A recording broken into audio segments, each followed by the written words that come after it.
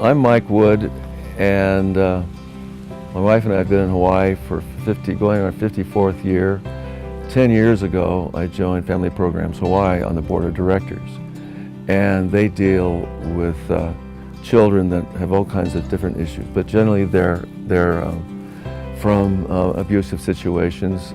As I got more and more involved, I realized that there was an area on this island that really had some issues with kids that were being abused and neglected, and it wasn't, a lot of it had to do with economics, but also a lot of it had to do with drugs. And I got one of the police officers to come in and meet with me, and I was asking him, tell me about the problem here on the Leeward Coast. And he said, we're bringing a child almost out of what we would consider a fragmented home almost every day.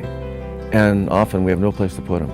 And they'll end up staying at the police station, or I'll call somebody and they'll come out and pick them up and take them for a day, and it's being passed around.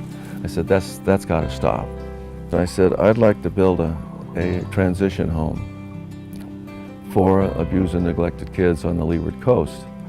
It's named Ho'omalo Ono Kamali'i, which broadly means safeguard our children.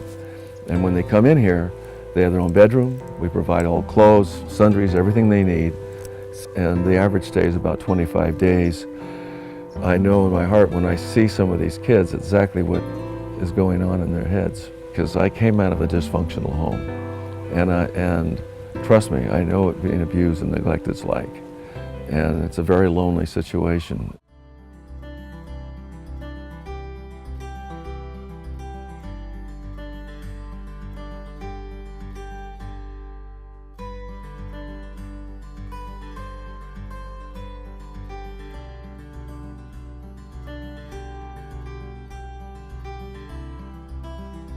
We get letters from these kids telling us this is the best place I've ever lived, and I don't want to leave.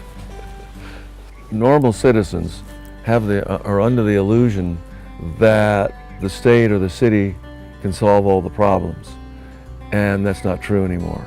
It's going to have to be a cooperative between the public and private sector. It doesn't have to be money. They just have to get involved. They have to join nonprofits. There are, I would guess, probably 200 or more nonprofits, and probably 25 to 50 of them are involved in some way with children. Every one of these organizations needs skilled people, and skilled people from different backgrounds. And everybody I talk to that starts to say, oh, what a great thing I'm doing. I said, you could too. And you don't have to be money. It could be your time. And I see people that, I'm 76 now, and I have a lot of my friends that been out of business for 5 or 10 years are trying to keep busy. They go play golf and stuff. Get involved. There are organizations here that badly need people, and if you feel like, oh, I could never do that, they wouldn't want me. They do want you.